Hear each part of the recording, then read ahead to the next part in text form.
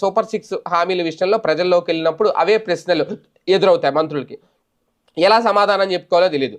ఒక పక్క ఇప్పటికే వైఎస్ఆర్సీపీ దీని మీద కొన్ని ఉద్యమాలు కూడా చేపడుతుంది. ఈ పథకాలు అమలు చేయలేనంతసేపు ప్రతిపక్షానికి ఒక ఛాన్స్ ఇచ్చినట్టు అవుతుంది. అయితే దీనికి సంబంధించే అంటే అమలు చేసే ఉద్దేశం అయితే ఖచ్చితంగా ఉంది. కానీ ఇప్పుడికిప్పుడైతే సాధ్యం కాదు అంటూ తేల్చేశారు ముఖ్యమంత్రి చంద్రబాబు నాయుడు గారు.